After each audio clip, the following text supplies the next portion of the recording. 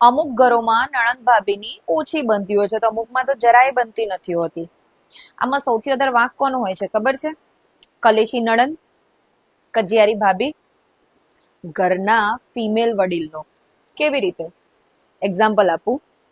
મહાભારત યુદ્ધ થવાનું સૌથી મોટું કારણ કોણ હતું ખબર છે?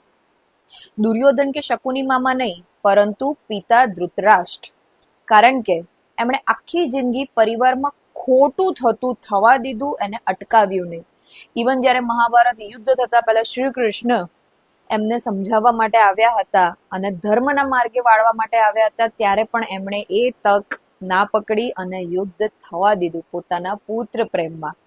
એ જ રીતે જ્યારે ઘરમાં મમ્મી કે સાસુ યોગ્ય સમયે પુત્રી પ્રેમમાં રહીને સલાહ ન આપે, ખોટું થતા ન અટકાવે, તો જે નવી પરણીને આવેલી જે વહુ હોય છે ને એ જલ્દી આ લોકોને સ્વીકારી શકતી નથી.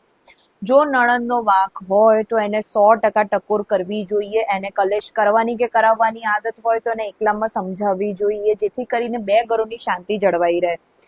એને શાંતિથી સમજાવવું જોઈએ કે જે પરણીને વ્યક્તિ આવેલું છે એ પણ કોઈની દીકરી છે ને કાલે ઉઠીને તું પણ મેરેજ કરીને બીજા ઘેર જવાની છે. જો તારી સાથે કોઈ આવું કરશે તો. સેમ ગોઝ વિથ ભાભી.